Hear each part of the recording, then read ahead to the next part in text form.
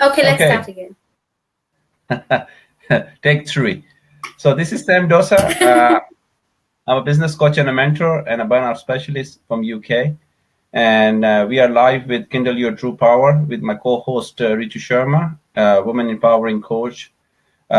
She's been in the field of empowering women for last few years, and she's also an author, Amazon bestseller, and she's also doing some interesting workshop for teenagers as well as for the women who are looking to create some self-worth and a new outlook for their life. So what we have got today. Right, because we always talk about personal development, and the focus that we have is everything to do with is being aware of your own true self, to be able to be aware of your surroundings and to be able to be in harmony with your surroundings. We believe very, very strongly that being aware of yourself opens the rest of the doors to everything that is positive. Therefore, we're going to talk about self awareness in terms of communication. Yes.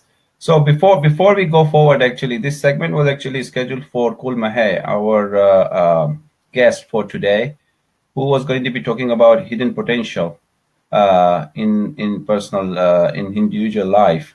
Well, we call it fortunately or unfortunately stuck on the traffic at the moment, and he's humbly passed his lot of sorries for not being present over here on our segment. So we thought, why not we just continue and talk about self-awareness, which is quite a key area in individual life and especially in personal development as well. So what is your thought on that? Just to let you know, we'll also be rescheduling. We'll do a rescheduled interview with Cole soon. So it's not being put off. It's just that he's stuck in traffic. He apologizes, and we apologize to our audience on his behalf. But he will be with us when he can be the next time. Right. My thoughts on communication, Sam. I think, no, I believe that communication is a very important part of a person's life. How we are spoken to and how we speak to others says a lot about us and about other people communicating with us. Mm-hmm. Being a teacher for a very long time, what I learned, and from my own personal experiences as well, what I concluded is that when we speak to a child, how we speak to that child becomes his inner voice. And when that child grows up, and when he or she speaks to themselves, they will talk in the same manner, more or less using similar words to encourage themselves or to snub themselves off, to direct or redirect themselves. So communication is very, very important starting from a very young age.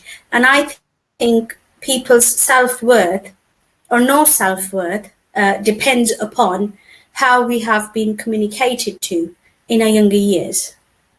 Yeah, very true. Very true. I think it's quite important for us to understand that the inner dialogue also makes a lot of impact on our life.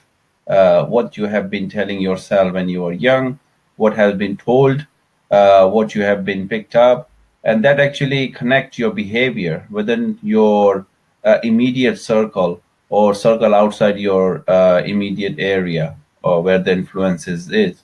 Because whatever you influence from your inner circle, you articulate in the outer circle of your friends or family or schools or college or workplace. So, what has been built in within you when you are young and how that has been communicated is very easy. Sometimes we just have to uh, say something without consciously understanding the consequences of that because words are like sharp nails. They pierce through people's emotions. You can slap a person, it will hurt for a little while, but the emotionally torture remains rest of their life. So one has to, Yeah, and yeah, sorry, carry on.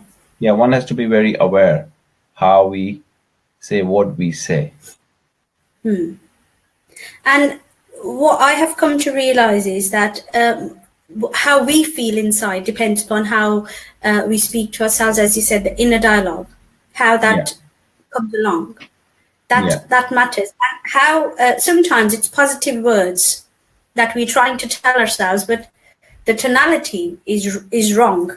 So, say for instance, if I was to boost myself up in a moment that was low, and somebody was feeling low and they wanted to lift their spirit up, and rather than just say, "Oh, I am beautiful and I am good and I can do it," you've got to have that force within yourself to say, "Oh yes, I can do this. Who can stop me?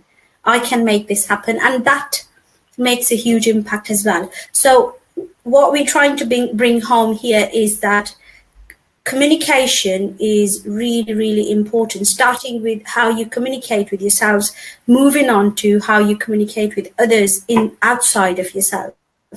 Um, for instance, if somebody was stuck in a situation where they were not indecisive, where they were not sure whether they should choose A or B, inner dialogue again is going to help quite a lot. And how you have that inner dialogue is the key to that answer. What's your thought on that, Sam? I think that's quite important because Mm. how one person has been um, brought up in an environment, what sort of surrounding he has been around, uh, can tell the way a person talk and engages with others. That behavior speaks about him. Earlier, we Yeah. were talking about the behavior of a child at home, which projects when he comes to a school, and his behavior was exactly the same. So, what you are being given within your inner circle, you articulate into outer circle because there where you It's a total reflection of what you pick up from your surroundings, from how Mhm, you observe as a child, how you observe your parents speaking to each other, or speaking mhm. to the neighbors, the friends, or family, or whoever, and thereon Yes, you follow the same pattern. yes, And children more or less reflect how their parents are. yes, And when they grow up, you'll see that, and it's psychologically proven as well that when children grow up, they will follow the same pattern that the parents have lived. And they will communicate with themselves how parents have communicated with them in younger years, and they'll communicate with others how the parents tend to communicate with others as well. yeah, that's absolutely right. Because if you think of a blueprint, uh, a child's blueprint is completed when he's 7 years old. So Hmm. the blueprint which we call in several other areas of life or in other areas of things which we do, the blueprint makes a quite a significant impact on one's life. So what has been designed? Well, our schooling over here in the UK started 3.5 years old when the child started to go to a nursery or a pre-nursery, we call it preschooling or something. But in other areas of the world or other countries like Singapore, a child starts after 7 years old. Till 7 years old, Wow. he is playing different things. He is stay at home with the child, with the mother and father, and when he's 7 years old, then he goes to school. So Hmm. every country have a different way of bringing children. As everybody talk about now, early child development, and it's quite significant to look at it that a child which is in the mother's womb started to learn a lot of things during that period. There was a study done in Japan where children were given like a sort of music to mother was told to listen to a classical music every day and talk to the child Mm-hmm. every day in a different language. So when the child was born, he can understand another language as well as remember that music. So soothing that music to calm him down while he was Yeah. sleeping, he or she was sleeping. Then later on, they put an instrument, which was a violin, in the court. So he started or she started to play with that instrument. And after at least about 3 years, that child started to play that, uh, you know, that importance, what I am trying to say over here, that equipment which was been given to him or her, a violin, he started to play that. And that is quite a gift. So you can Yeah. understand what we are telling our child when the child is in the womb.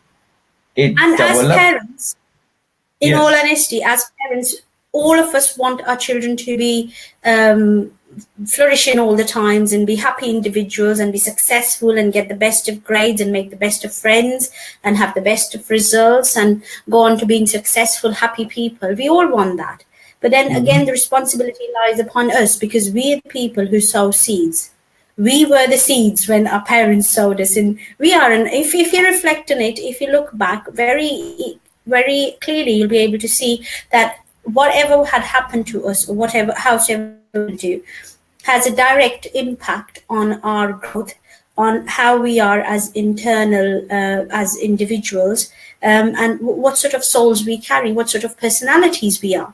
There's a direct relation to how we were spoken to, how we were treated. So as parents, it becomes really important for all of us, obviously, to pay a lot of attention to this aspect, like, and it's an art, really. It's not a skill. It's something that can be learned, but it's an art that can be developed. Talking to the children, and well, we're talking about children mainly here, Sam, because we do work. I do work with children. You've worked with young people for a long time, and you have learned how to communicate with them effectively and how to get results out of them, depending upon how you communicated with them, and also because of the workshops we're doing with young teenagers, and we will be doing it very soon. We're bringing it to parents as well, helping them to understand their own children better and how they can actually communicate effectively with them to get better results, to keep harmony inside the house, to have a balanced outlook, and to push their children in a creative manner, in a positive manner, towards achieving better and being better individuals. So we've been talking about children because of that, because we have been doing a lot of research, as you can tell, about how can this point be brought home, that communication is the key to opening doors of positive characteristics of a child's personality. Yeah, it is. It is. It is because when children are completely understand the basic needs of their existence, or the way the parents are communicating with them, and if there is no what I call it a force, is there is a very harmonized environment in the unit, there are certain degree that the tonality has to work the way things are. But there is always a way when you want to listen to your children, because children have a resilience, but children also suppress a lot of things. Again, it They, depends upon the personality of a child, upon, because yes, we are saying that children do reflect parents and they will pick up habits and patterns. However, each child is in an individual and each one of them is special and they will have their own personality traits. So not all of them can be looked at or treated in the same manner. So how you said that, it depends. Some children will be very vocal and they'll express their frustration by screaming and shouting and having tantrums, and while others would withdraw, depending upon the sort of personality they have in themselves. So again, it depends. The responsibility then lies upon the parent to recognize and acknowledge the sort of child they have, and where is it that the hidden potential lies in that child that needs to be tapped in. yeah, because again, because I think it's quite important that whether you are a parent, whether you are in a situation where you actually work with young students, young Mm. children, you need to understand that everybody has a journey. Even though young people also have a journey, you don't know what's happening in the house. You don't know what is happening with the Absolutely. surroundings. With the older one as well, what is going on? Sometimes I work with certain children who are being labeled that you are not welcome in the class because you make a mess. Okay. And they were secluded from the class. Their classroom was a completely different classroom, and they were being given two other teachers to look after those children, which was again you're putting a label on them, saying that you are actually the one who create more problems. But working with those children, their needs were not being fulfilled because they were not being fulfilled at home, and then they were not being had enough food, so they were starving in the morning, and then they are coming to Oh dear. school. So you can Hmm. imagine empty stomach, and you want to concentrate on anything in the class is not possible, and then Not what you possible. you will No. start to create problems. So, and then you are being thrown away to another class. So there are a lot of things. When I was working within the charity sector, I started a charity called Empowering Youth, and we have actually went into schools and worked with those children, and we identify those areas, and then we started working with the school heads, and we managed to find a way to help Mm-hmm. those children. So it's quite important to look at those areas as well. And communication, again, we are talking about self communication, awareness of communication, and it goes hand in hand. If I'm going to be talking to you as a you are a mother of two children, and if I'm going to be having a dialogue with you, and if you are not going to be listening to me, that means that there is Mm-hmm. no clear communication. We have a break of Mm. communication, whether you don't Yes. respect me or I don't respect you, or my feedback might not be valuable to you. That could be the case. But generally, what I've Yeah. seen when we run those workshops, we receive a very good feedback from the parents. And that's what actually we are going to be doing. Kindle Your True Power. We will be running some parenting workshop with children age from 5 years old to 18 years old. We are bringing in something quite valuable where Mm. parents will learn a skill which allow them to speak to their children, or children will have what I call it a way of channel, so they can actually Yeah. bring that on the surface and speak to their parents openly without hiding them. Yeah. I mean, it is equally important for parents to learn, while it's important for children to learn to express. It's really important for Mm-hmm. parents to learn. As Sam, when my older daughter started growing, um, for a certain age, childlike innocence and similar stuff happening. We were talking about toys, and we were talking about going to the park or doing activities and going to play groups and things like that. And I did that really well up till that age, 11, 12 maybe. And then there was a big it was something huge that hit me when I realized that what I was experiencing with her then, I did not have a clue about that. I did not know how to, I had not anticipated that because she was my first child, and up till now, everything had happened according to the plan. I was, and therefore I had to teach myself to communicate with her in a manner where there was actually a communication, not a row, not a shouting match. There was actually communication, and then find a common ground and be able to accept stuff, meet halfway, and take.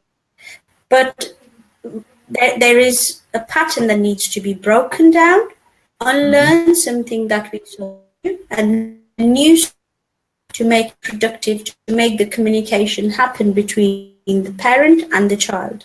And so, talking from my own experience, I do know that all parents probably do go through the same difficulty, and sometimes the relationship can rock a bit too much between the parent and the child, depending upon how they are talking to each other. And that can be avoided, that is possible. It can be shaped in a way that is constructive for the child and positive for the parent as well. Indeed, indeed, you are completely right about that one, and that actually creates a quite a good environment in the house.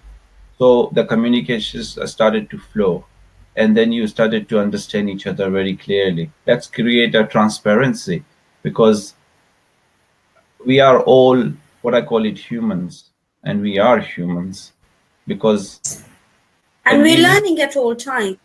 every We're learning time, constantly. yes, Yeah. we do. And this workshop, When, which sorry, carry on. Sorry, I'm cutting you. Sorry, go on. what I was going to say, the workshop which we are planning for the parents is make quite a good difference in the communication of them with Yes. their children. And I think there are small things. I will just share it with something with you.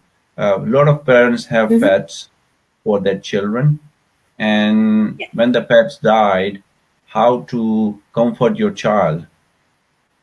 There may be a scenario where a child, where a father or a mother will say, "Don't worry, we'll get another one."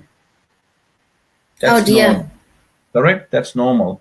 But you know that the emotional connection has been created with that pet, with that child and the pet is quite important.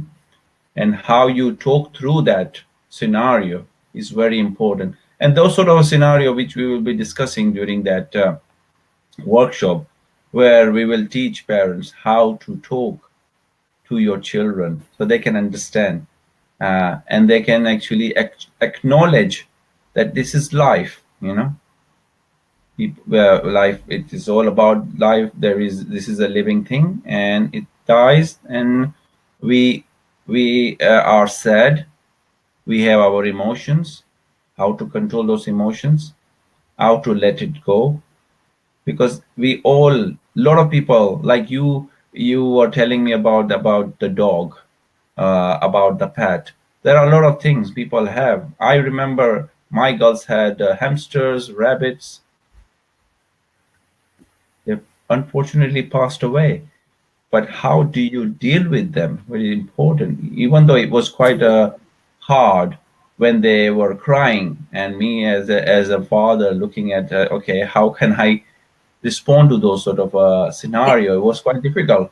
But going through this workshop myself, I learned how to deal with those scenarios, and it's important.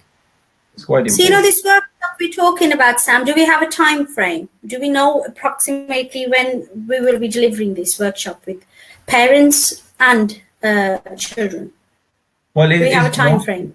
It is mostly for this particular workshop which we will be designing is for the parents, and then that can be what I call it integrated with children as well.